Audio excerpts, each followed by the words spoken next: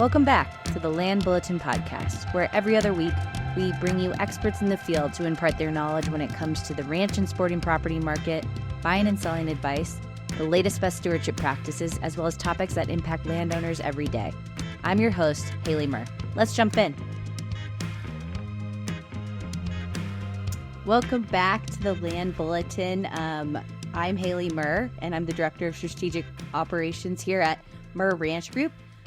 Today, we are going to be looking how, ranchers have a large impact on the landscape that they own and the wildlife that inhabit those ranches. We will look into how ranchers and private landowners have a significant impact and why ranching is the only example of real sustainable development. Helping me out today is the Professor of Wildlife Conservation at CSU, fellow CCALT board member, and our good friend, Rick Knight. Welcome, Rick, to the show. Thanks, Haley. We're excited to have you. And before we get into it, I'd love to know kind of your background, how you got into kind of being a professor of specifically this subject matter and how you know Ken. So I've been a professor of wildlife conservation at CSU for 38 years. I got to know Ken when I was serving on the board of America's first statewide agricultural land trust, which was started by actually the first statewide Cattlemen's Association, the Colorado Cattlemen's Agricultural Land Trust. Now that's been mimicked by at least 11 other Western states. So anyhow, Ken and I served on the board. And also I've been a longtime fan of Ken. I don't know if I want to say he's a developer, but anyhow, he partakes in purchasing and selling of rural lands. But he does it in such a way that we can call him a conservation developer because he tries. You can develop private land without robbing it of all its ecological values, and Ken strives for that higher aspiration. Oh, well, thank you, Rick. Yeah. Oh, we met even before that, and you invited me down even for the Malpai Borderlands group where I spoke too. Yep. And I'd like to also, I don't know if you knew this, Rick, but Ken is a avid beekeeper, and I don't know if you can tell by his eye, but he got attacked a little bit the other day, so he's learning. Well, I love honey, so thank you. Yeah, it's my form of livestock, Rick. I don't have any cattle, and I just didn't have the right tools the other day. I got a little cocky, I guess. You got, yeah. It's all right. And another thing I'd like to point out is one of the books that you helped write, Rick, Ranching West of the 100th Meridian, has become required reading at the office. So thank you for having that be a part of kind of our onboarding for all new brokers and staff members. And Ken, if you want to talk a little bit about the book and why you love it so much, and then we can kind of go into kind of keynote species and the things we want to talk about today. But well, it's not just required reading here. I give it to new, landowners as we'll broker a ranch. And I'll say, hey, you need to read this, especially if you're not familiar with all the aspects, that go into ranching and the importance of being a good steward. And, and we'll touch on that today. But and when I first read it, and it's been a number of years, I still have my highlighted portion in front of me here today. And chapter 9, especially when you did the ecology of ranching. I mean, this was back in the early 2000s when I think that I read this. And it actually, I started to realize through that reading that, when we drive down the highways through Colorado or Wyoming or any of these rural areas, and you see these ranches, you just don't really, you appreciate it. You look at it, God, that's beautiful, that's cool. But you underlying all of that is so much ecology and other things that are happening that without them, we will be devoid of quite a bit of what, of the wildlife that we have today. Yeah. Yeah. And so we appreciate you from a personal note, Rick, for everything you've done.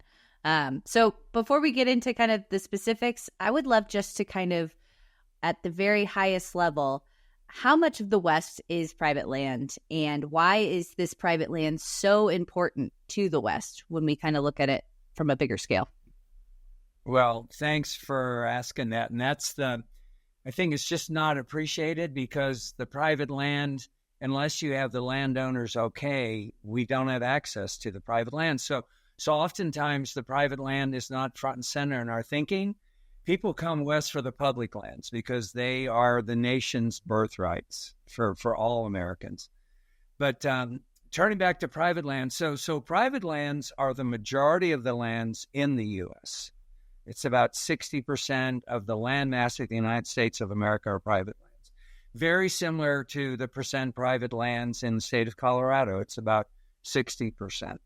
Across the American West, and this is a more nebulous percentage, approximately half of the American West is private, the other half is public and sovereign nations. But it's blended. It's like they threw it all together in a mixing bowl and they just beat it up. It's just an absolute blended mess.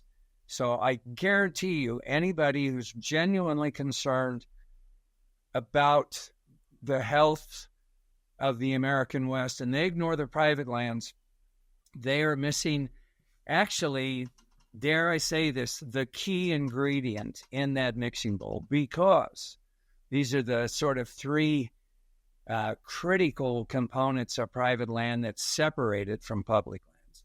The first one, it's the most biologically productive lands. So a graduate student of mine did a study, and another academic from Idaho did a study, and we compared private and public lands.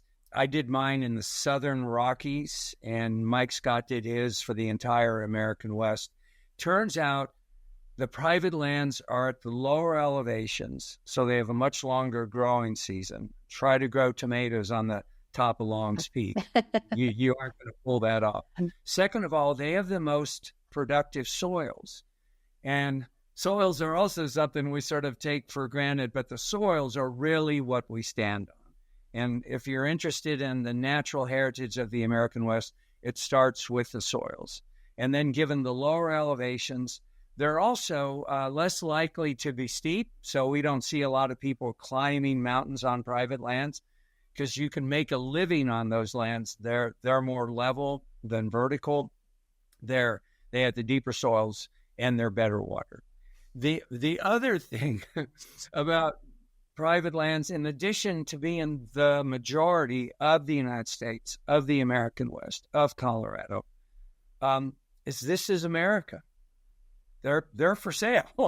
You know, one of the strengths of the United States of America is we have a very strong tradition of being able to own property, something historically many parts of the world didn't. So it's private land, and if you want to sell it, you can sell it. It's your God-given right to do most anything you want to on private lands.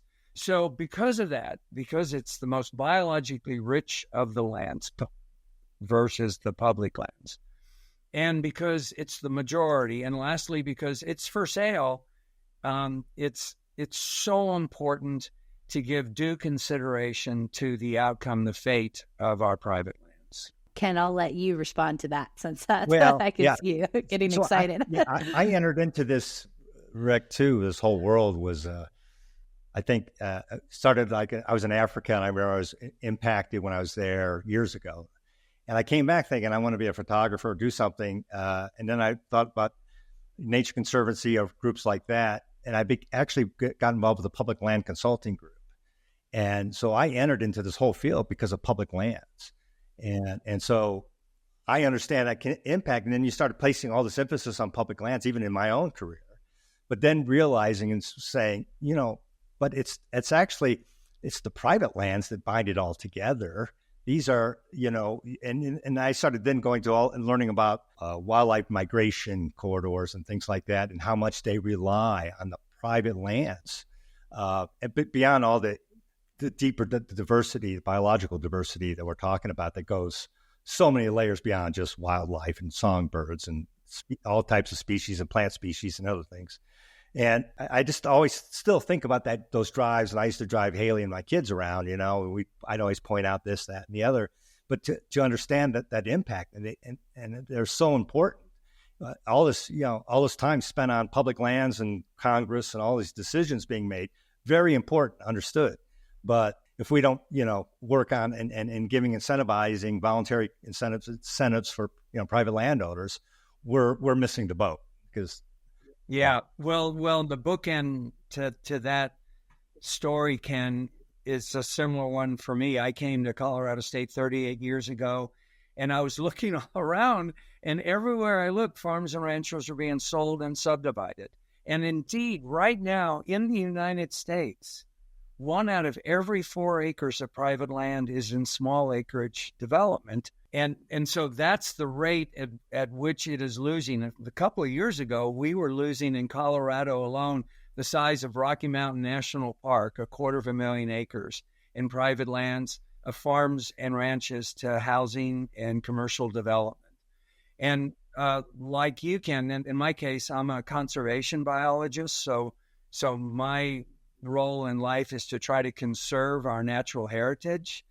And because those darn private lands are so much more, probably an order of magnitude more biologically productive than our public lands, it dawned on me close to 40 years ago, we're not going to conserve our natural heritage just on the half of the West that's public, because they're just so less biologically productive, the soil types, the elevation, the amount of water. So yeah, so both of us were motivated by the same sort of obvious fear, even though the thing that encourages growth across the American West, of course, are the public lands, and because they're accessible to us.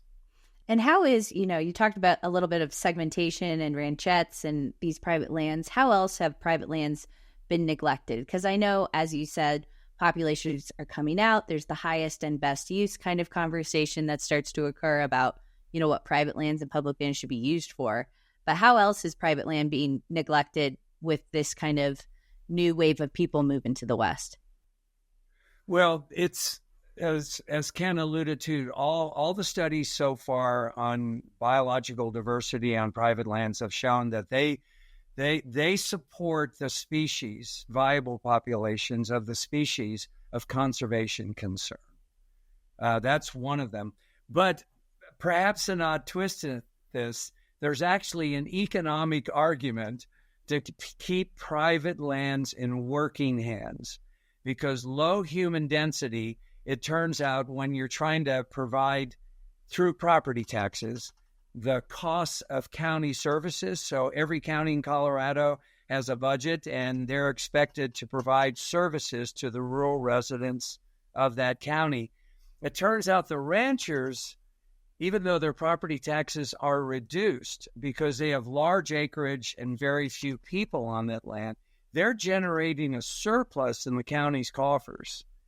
Wow. Sadly, the small acreage developments, just like 35 acres and a family, they're generating an annual deficit to county government. In my county alone, in Larimer County, we'd have to increase property taxes of small acreage developments 228% to meet the costs of county services. Wow. So ranchers, this just cracks me up when whatever our national debt is now, I think it's over $30 trillion, something like that. We have one livelihood in the United States that is actually generating surplus. If it's not a lot of money, but at least it isn't generating deficits. And farmers and ranchers, in addition to keeping space open and providing our food, they don't get credit for being on the right side, on the black side, instead of in the red of economic profit and loss. Yeah, so. Agreed. And, and we look at a vehicle of protecting some of these working lands couldn't be conservation easements but people got to realize these easements are for conservation, not preservation. It gives incentives for these people to continue to work and to work the lands appropriately. Of course, we've had our fair share, of overgrazing, early public land kind of knowledge as you study some of the grazing of the public lands in the early years, right? And now we're really focused on it's really just overall balance and stewardship of these things. And again, they tend to get the raw end of the stick on many of these discussions that take place. And in your opinion, Rick, so we talked about the ecology a little bit. We talked about the economic. What's the other kind of piece of this kind of sustainable development that ranchers and private landowners hold in kind of the West? Well, so I'm really glad you asked that. So Wendell Berry is a Kentucky farmer and also a writer, and actually quite a few people would agree that when it comes to writing about human-land relationships, at least in the English language, there's no more articulate writer. And one thing he said, in fact, he didn't actually write this down. He said it in a talk that I attended years ago in New Mexico. He said, in the years to come, we will need ranchers, loggers, farmers, and irrigators as teachers, mentors, and critics. And when he said that, I knew he was absolutely true, because the thing that we find with people who have multiple generations on the land, they live by what we call slow knowledge. Fast knowledge is what all of us use daily on the Ethernet. But ranchers, like indigenous people, they're almost near indigenous because they may have been farming or ranching and irrigating or cutting trees going back to 1598 when Juan de Onate brought this entrada north out of Mexico City and settled present-day Española. So that's over 400 years. And what you do when you live on a piece of land for generations, and in this case, raising livestock, you really pay close attention to the soil type, to the climate, to the plant community, and the things you have to do to keep the land healthy enough so the livestock is productive. And that slow knowledge, that intergenerational transfer of knowledge, cannot be found by Googling. I've tried it. Try it. See what comes up. It's going to be as corny as AI. It's going to be obviously fake. So there's this cultural component of ranchers that, once again, it's not like we take it for granted. We're basically unaware of it, because Americans are born on wheels. The average American lives 8 different places in their lifetime. The average American. So how do you ever become really part of a place? And right amongst us are these farmers and ranchers, loggers and irrigators who are learning, still adaptively learning how to live better on a piece of land. Yeah, I wish I had that connect. That's the things that when you get on the landscapes with the owners, that's what you really appreciate, and you want to. I so want to know that, but I will never know it the way they do because of that slow knowledge and the fact that you wake up every day and you see, and every season and every, it just, to me, it's hard to acquire it. So I can only look in myself as many years as I spent in these areas and share what I know or what I see, but I'll never be a rancher. I mean, I can't claim to have that knowledge.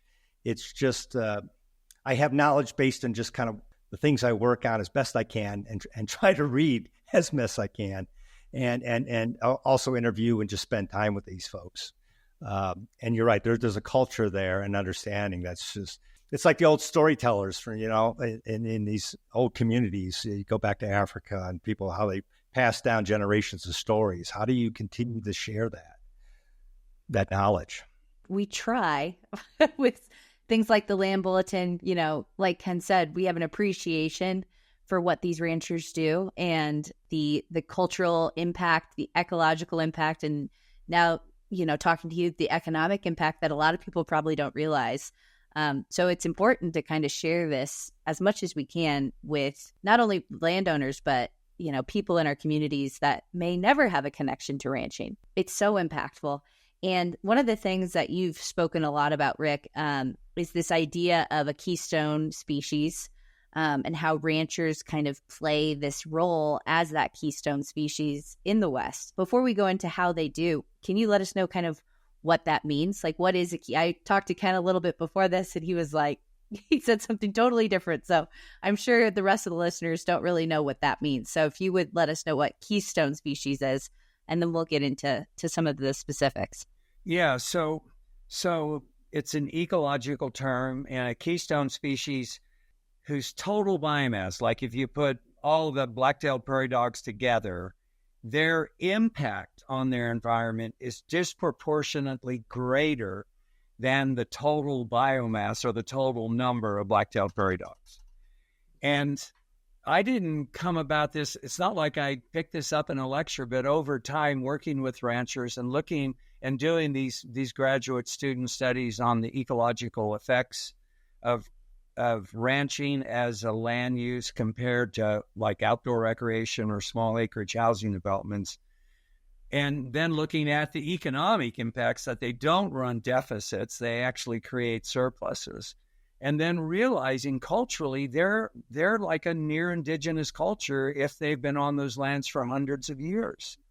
So collectively, and there are darn few of them. They aren't, I mean, what was it, Mark Twain, who said they're not making any more land? Well, they're not making, sadly, any more ranchers. We're trying to keep the ranch families we have economically viable.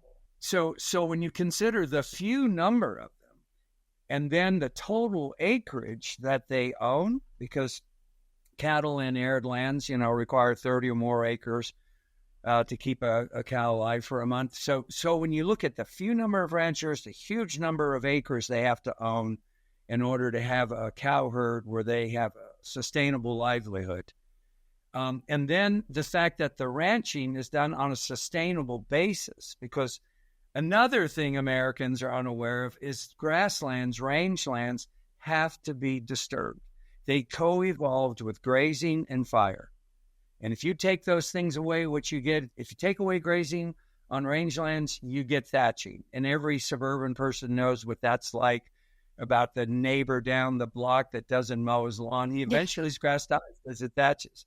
So you have to disturb it. So anyhow, you put all these things together, the culture, the economics, the ecology, and you consider how few there are, but how many acres they're affecting.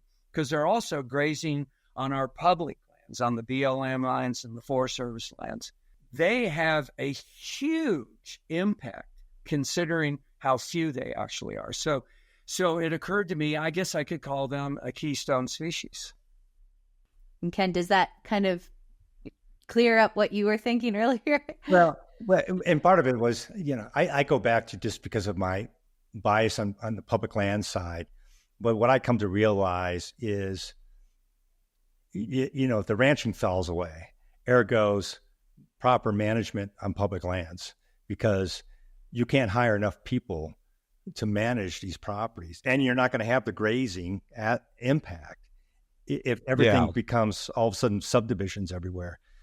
Our public lands will turn to, it would just be disaster, and people don't know that. So this is, Ken, that is so true. So the late great Wallace Stegner, who was one of those amazing thinkers and writers on the American West, Wallace Stegner said the worst thing that can happen to a piece of public land is be left open to the unmanaged public.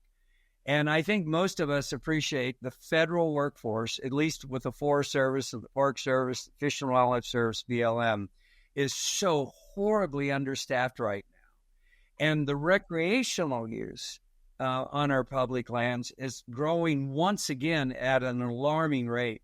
And so the ranchers are the only ones that actually understand stewardship. In other words, they know the names of the grasses. They know if they're a cool season grass or a warm season grass. And so they unintentionally, they're not being asked to, but they're keeping an eye on the land, at least during the period they have cows on that public land lease. So in a sense, the natural resources federal agencies are getting an assist from the ranch families that are out there on the public lands, while the poor federal employees are stuck in their office doing another environmental assessment. Right. Yeah. And ultimately, even in our business, I do a lot sitting at a desk here, but man, if I can get in the field, that's where that's where you connect. That's where things happen. So, yeah. And you spoke about it a little bit briefly there about outdoor recreation. I'd love to kind of hit on this a little bit because the listeners who are listening, I know that's how they connect, sometimes with the outdoors. That's how they connect with public lands. But for those listening, how does outdoor recreation sometimes affect ecology? Oh, gosh. Well, I'm not going to have a friend except for my dog Joy and wife Heather at the end of this podcast. So actually, the first book I did was titled Wildlife and Outdoor Recreation, and I was upbeat, coexistence through management and research. And it turns out outdoor recreation of the principal land uses of public lands, such as hard rock mining, energy development, logging, grazing, and of course, outdoor recreation. Outdoor recreation is the second leading cause for the listing of threatened and endangered species. And on all lands, and these are both papers that came out of Bioscience, on all lands, private and public, it's the fourth leading cause. And that's what prompted me to think of Stegner's quote, the worst thing that can happen to a piece of land is coming into the hands of the unmanaged public. The natural resource managers are doing the best they can to use the authority of the resource to be concerned about the health and the wildlife on our public lands, to please comply, like stay on trail, don't let your dogs run free and chase wildlife, So do what you can to minimize that second leading cause for the listing of threatened and endangered species.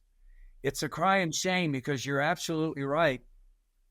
The public lands are the birthright of all Americans. In fact, I've been in a restaurant in Utah on busy summer days when my wife and I and the waitress were the only people speaking English. It's the world's birthright, apparently, because the public lands are just full of visitors to the United States of America, and they're often brought here to see the public lands. But the sad truth is we don't have a workforce, and we don't have a willing enough public that wants to balance their rights to use the public lands with what we should feel are responsibilities to use them well. Right. Great point. So there went the last friend I had. Joy, come here. I need to feel loved. No, and I mean, it goes to show how important it is to, support these ranching lifestyles, like public lands. We won't figure that out today on how to manage those things. Be cognizant of it, right? Be cognizant when you're out, even, like you said, just as you're utilizing them. There's other people in the hood, so to speak, that, we got to take care of. Yeah, it's their backyard, the wildlife's backyard. Right. And I'd love to know, too, the importance. I know you, in a lot of your write-ups, you've talked about the connection between the urban and rural communities. Oh, yeah. Because this is another piece of, how does what we're talking about today affect our listeners, even beyond landowners? How do ranchers play a role in that kind of connectivity between the rural and urban landscapes? Haley, thank you so much for asking that. You're very welcome. So it was 23 years ago now. A group of 7 started having these monthly phone calls, and then after a year of that, we had a meeting and invited lots of people to come to Albuquerque for 48 hours. And at the end of it, we had drafted an invitation called the Radical Center. And it exists today. We haven't done a good job in marketing it, but you can Google it. You'll go to read the invitation. And if you agree with the tenants, you could always sign up and maybe just reflect on it. But in a nutshell, what the Radical Center is about in this heavily polarized country is building bridges between rural and urban people around food and open space. And the amazing thing is the people that tie down the open space and produce the food are ranch families and farm families and private logging families. So it's a natural win-win. There's no need for all this animosity that is just tearing this country apart right now, the red and the blue tribes. There's no need for it because we hold those two things so dearly in common, food and open space. Uh-huh. No, I love that. And can I give you a little bit of further evidence that we actually covet open space? If a Martian came to the United States and did a series of polling, one of the maybe top 10 things they would go back to their home planet and say, boy, if you want to understand an American, understand this. Americans hate taxes. They absolutely hate taxes. They hate them. They want all the things we get, but they don't want to pay for them. Except, and this is true, I'm not making this up, they love to be taxed for open space. Look at the evidence. So you can go to the Land Trust Alliance, and I just jotted down some numbers. Since 1996, there have been 646 open space ballot initiatives. They're often at the city level, often at the county level, often at the state level. Okay? 646. 83% of them have passed. And almost every one of those are sales tax increases or another new form of tax. It's generated almost $100 billion for conservation easements of private lands and for purchasing open space so they are open to the public. Wow. So the Martians got it wrong because they ignored open space. Right. They ignored that food, open space, rural-urban connection, the things that actually bind us together. And I like to share with my students, oftentimes we in the field of conservation are viewed as the bad guys, tree huggers or earth muffins or something like that. We don't like people.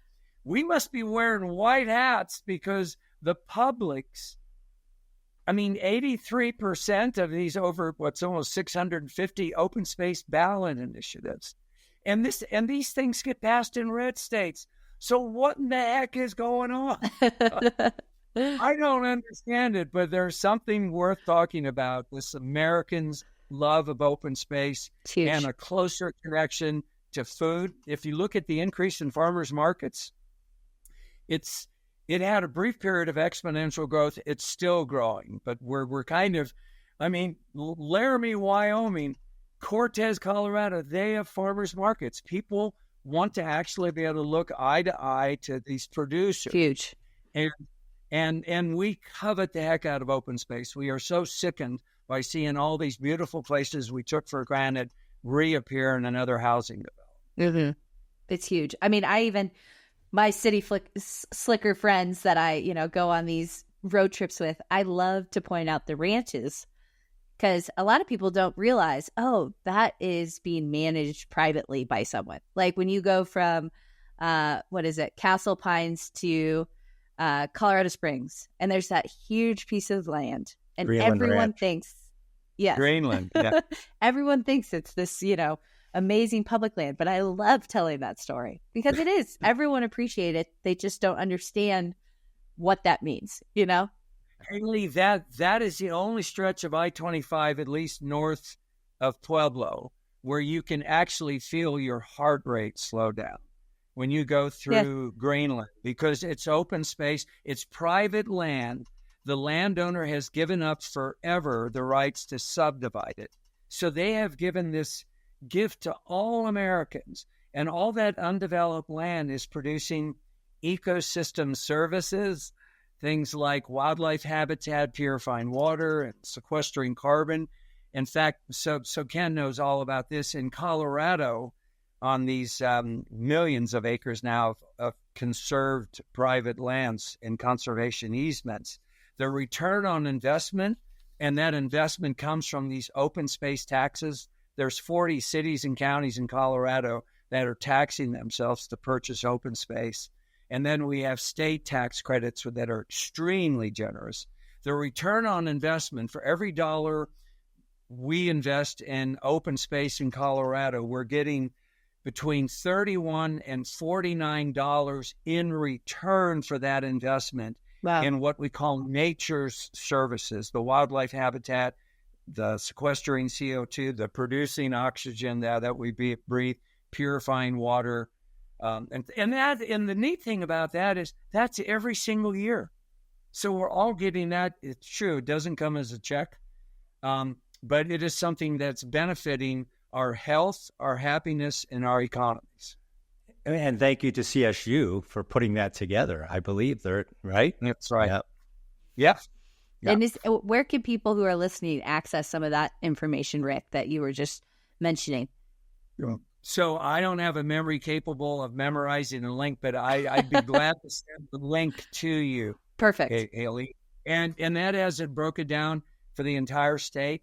And I can also send to you a link on this, the deficit spending from cost to county services for small acreage development, where I got that too. That's amazing. No, there's a lot of information, and and we work together. So on the Cattlemen's Land Trust, the Colorado Cattlemen's Agricultural Land Trust, and it's interesting. There's so similarities between the rural and urban about their care. It's just even for us connecting that to what even Cattlemen's Land Trust does, right? Saying what you do help us support us because this is where your food. This is where you get all the diversity. And it's not just helping the wealthy landowner either. So much of that tax credit too that is taking place in Colorado really funnels down to the good core ranching families that rely on the ranch and the land itself for their livelihood, and that we rely on. Yeah. No, and I've been in a couple of CCALT meetings and things, and it's like it's figuring out how to connect these communities that care about, like you're saying, Rick, the same thing, that they care about the food, they care about this open space, they care about these things, and making it something that's digestible, that people can understand without, necessarily needing to go on a road trip with me or going to one of your lectures. It's like, how do we get people in our communities to really understand the importance of this keystone species of ranching, to understand what this does for our economy, our ecology, and our culture. And I know you have a lot of resources. So, after our call today, I want to definitely make sure everyone who's listening has access to those things. And your syllabus that you sent over for next year, definitely something I want to consider coming up to CSU and learning a little bit more. I did? All right. Yeah. Come on out. I think it would be a good road trip. Actually, what we need to do is get your dad to come and give a lecture. I think a lot of people lump developers into a single category, and of course, it's never black or white. And the work that Ken does in his outfit on conservation development, we're not against development, of course. You might as well go find a deep hole in the ground and stick your head in it. But we can do development better, just like we can graze livestock better, develop energy better, irrigate better, cut trees better. So there are examples where you can do conservation development when it occurs, right? If somebody needs to get more out of the kind of land than just the productivity of it. I was with Marty Zeller recently, and he's amazing at planning, just conservation planning on properties.